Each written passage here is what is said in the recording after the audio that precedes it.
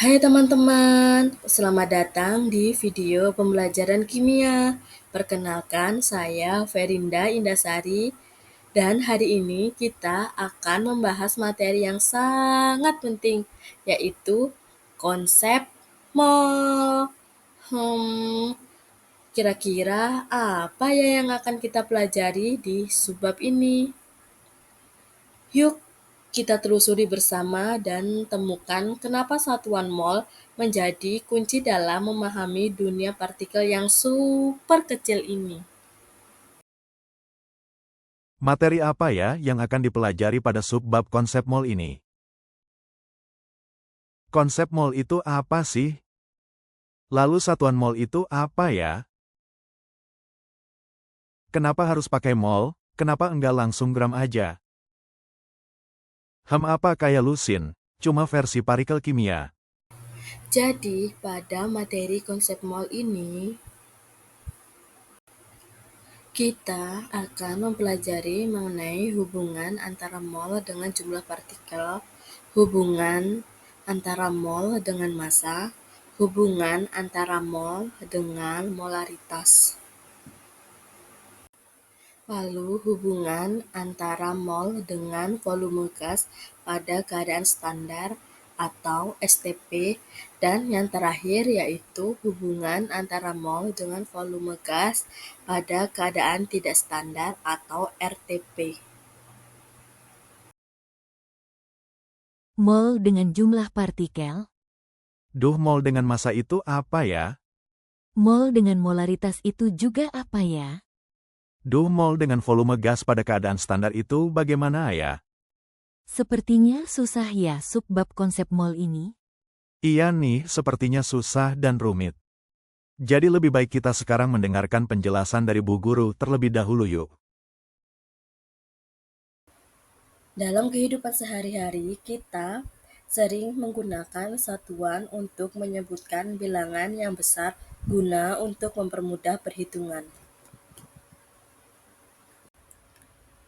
Sebagai contoh, kita menggunakan satuan lusin untuk menyebutkan benda yang jumlahnya 12 buah, sehingga 2 lusin benda setara dengan 24 buah. Jadi, apa sih konsep mol itu?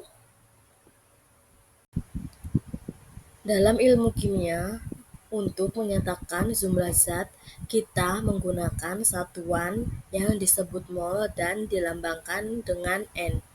Mol itu sendiri adalah satuan yang digunakan untuk mengukur jumlah partikel. Satu mol zat mengandung jumlah partikel yang sama dengan jumlah partikel lainnya, di mana partikel zat dapat berupa atom, molekul, ataupun ion. 1 mol itu setara dengan 6,022 dikali 10 pangkat 23 partikel. Bilangan tersebut disebut dengan bilangan Avogadro. Nah, jumlah partikel ini disebut sebagai tetapan Avogadro yang dilambangkan dengan L ataupun Na. Sebagai contoh, mari kita perhatikan tabel berikut ini. 1 mol atom besi mengandung 1 dikali 6,022 dikali 10 pangkat 23 atom sama dengan 6,022 dikali 10 pangkat 23 partikel atom. Kemudian, 1 molekul air dengan rumus H2O mengandung 1 dikali 6,022 dikali 10 pangkat 23 partikel molekul sama dengan 6,022 dikali 10 pangkat 23 partikel molekul. Berikutnya, 1 mol ion Na+ mengandung 1 dikali 6,022 dikali 10 pangkat 23 partikel ion sama dengan 6,022 dikali 10 pangkat 23 partikel ion. Kemudian, 5 molekul Karbon dioksida dengan rumus molekul CO2 mengandung 5 dikali 6,022 dikali 10 pangkat 23 partikel molekul sama dengan 3,011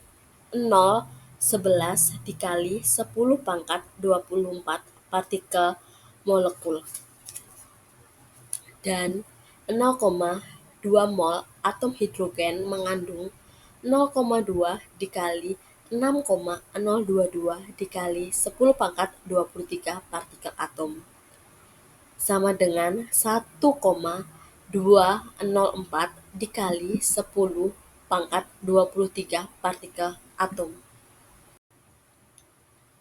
Mengapa penting mempelajari konsep mol ini? Konsep mol penting untuk dipelajari karena memudahkan kita menghitung dan membandingkan jumlah zat dalam suatu reaksi kimia.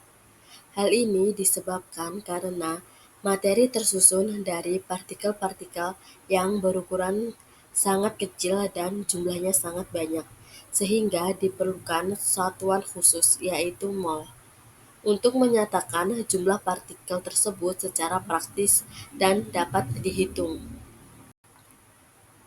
Dari contoh-contoh yang telah kita bahas, kita bisa menuliskan persamaan yang menyatakan hubungan antara jumlah partikel dengan mol, di mana X sama dengan N dikali L. X sendiri merupakan jumlah partikel, N adalah mol, dan L adalah bilangan Avogadro, yaitu 6 dikali 0,22 dikali 10 pangkat 23 partikel. Untuk memahami mengenai hubungan antara jumlah partikel dengan mol, coba bayangkan hal yang lebih dekat dengan kehidupan sehari-hari. Misalnya, sekarang kalian bayangkan apabila kalian ingin menghitung permen, tetapi permen yang kalian miliki jumlahnya sangat banyak. Daripada kalian menghitung satu persatu, kalian dapat menggunakan toples. Apabila satu toples ini berisi 100 permen, maka jika terdapat 2 toples, maka permen yang kalian miliki sebanyak 200 permen. Dalam kimia, mol itu sama seperti toples, sedangkan permen adalah diilustrasikan sebagai partikel. 1 mol berisi 6,022 dikali 10 pangkat 23 partikel. Jadi, semakin banyak mol, maka akan semakin banyak jumlah partikel, sama seperti semakin banyaknya toples yang kalian miliki, maka akan semakin banyak permen juga yang akan kalian miliki. Berikutnya, kita akan membahas mengenai hubungan antara mol dengan massa, di mana jika partikelnya berupa molekul, maka rumus yang digunakan adalah mol sama dengan massa zatnya dibagi massa molekul relatifnya atau AR. Adapun apabila jika partikelnya berupa atom, maka rumus yang dapat digunakan adalah mol sama dengan massa zat dibagi massa atom relatif atau AR. Untuk memahami hubungan antara mol dan massa, coba kalian bayangkan kalian sedang membuat kue dan kalian melihat buku panduan resep pembuatan kue. Di dalam resep tertulis gunakan 2 cangkir tepung, tetapi di dapur kalian hanya mempunyai timbangan bukan cangkir. Maka kalian perlu tahu 1 cangkir tepung itu kira-kira setara dengan 120 gram. Dalam kimia, mol itu diilustrasikan sebagai cangkir dan gram itu diilustrasikan seperti berat sebenarnya. Setiap zat punya ukuran sendiri antara mol dan gram yang disebut sebagai massa molar. Misalnya, 1 mol air sama dengan 18 gram atau 1 mol garam dapur NaCl sama dengan 58,5 gram. Jadi, kalau kalian tahu berapa mol suatu zat, kalian bisa mengubahnya ke dalam gram dengan menggunakan massa molarnya. Persis seperti mengubah 2 cangkir gula menjadi 400 gram gula. Selanjutnya yaitu materi mengenai hubungan antara mol dengan molaritas.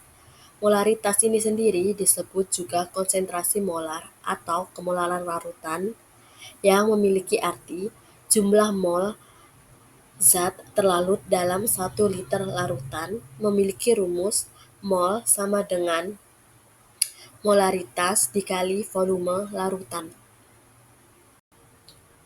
Untuk memahami hubungan mol dengan molaritas, coba kalian bayangkan kalian sedang membuat teh manis. Kalian akan menuangkan teh ke dalam gelas, lalu kalian akan menambahkan gula. Kalau kalian menambahkan 1 sendok gula ke dalam 1 gelas, rasanya manis. Tetapi kalau kalian menambahkan 3 sendok gula ke dalam gelas yang sama, teh itu akan menjadi lebih manis karena konsentrasi gula di dalamnya akan bertambah. Nah, dalam kimia, molaritas adalah cara untuk menyatakan seberapa banyak zat atau mol yang dilarutkan dalam sejumlah larutan liter. Molaritas sama dengan mol zat dibagi volume larutan atau liter. Jadi, semakin banyak mol zat yang kamu larutkan dalam volume yang tetap, maka molaritas konsentrasi larutan itu akan semakin besar. Sama seperti teh yang jadi lebih manis jika kalian tambahkan lebih banyak gula ke dalam volume air yang sama. Materi selanjutnya yang akan kita bahas yaitu mengenai hubungan antara mol dengan volume gas pada keadaan standar atau STP. Pada kondisi standar, yang disebut juga sebagai standar temperatur and pressure, gas memiliki volume tertentu. Kondisi standar ini ditetapkan dengan pada kondisi ini 1 mol gas ideal menempati volume 22,4 liter. Ini berarti bahwa 1 mol gas apapun itu, misalnya gas oksigen, nitrogen, atau karbon dioksida, volumenya akan selalu 22,4 liter. Rumus STP ini adalah molekul sama dengan volume dibagi 22,4 liter per mol. Untuk memahami hubungan antara mol dan volume gas, bayangkan kalian sedang meniup balon dengan gas. Jika kalian meniup 1 mol gas, maka balon tersebut akan terisi sebesar 22,4 liter. Apabila kalian mempunyai 2 mol gas, kalian dapat mengisi 2 balon yang ukurannya sama atau 1 balon yang ukurannya 2 kali lipat lebih besar. Jadi, semakin banyak mol gas, maka akan semakin besar juga volume gasnya. Seperti meniup lebih banyak balon atau membuat balon menjadi semakin besar. Materi yang terakhir pada konsep mol ini adalah hubungan antara mol dengan volume gas pada keadaan tidak standar atau RTP. Pada kondisi tidak standar, yaitu suhu dan tekanan berbeda dari STP, maka perlu menggunakan hukum gas ideal untuk menghitung volume gas dengan rumus tekanan volume gas sama dengan jumlah mol dikali tetapan gas dikali suhu mutlak. Untuk memahami mengenai mol dan volume gas pada keadaan tidak standar atau RTP, kalian bisa membayangkan ketika kalian melihat atau kalian sendiri berada di dalam sebuah bus. Di dalam sebuah bus itu terdapat misalnya 20 orang. 20 orang itu diilustrasikan sebagai mol gas. Mol gas tersebut tidak berubah. Tetapi apabila terjadi cuaca panas, maka otomatis suhu akan naik dan orang-orang akan menjadi membutuhkan lebih banyak ruangan, sehingga duduk mereka pun menjadi renggang, yang akan mengakibatkan bus tersebut akan terasa lebih penuh atau sesak. Hal ini sama seperti volume gas yang akan bertambah apabila suhu naik. Namun sebaliknya, apabila cuaca dingin, otomatis suhu akan turun, dan orang-orang tersebut akan duduk menjadi lebih rapat dan ruangan di dalam bus akan terasa semakin lega. Sama halnya seperti volume gas yang akan mengecil pada saat turun hujan. Jadi, jumlah orang atau mall akan tetap, tetapi ruangan yang dibutuhkan atau volume gas bisa berubah tergantung suhu dan tekanan yang terjadi. Demikian penjelasan dari saya mengenai materi konsep mall. Semoga materi yang telah saya sampaikan dapat dipahami dengan mudah dan dapat bermanfaat bagi kita semua. Terima kasih atas perhatian dan waktunya. Saya ucapkan terima kasih. Saya akhiri. Wassalamualaikum warahmatullahi wabarakatuh.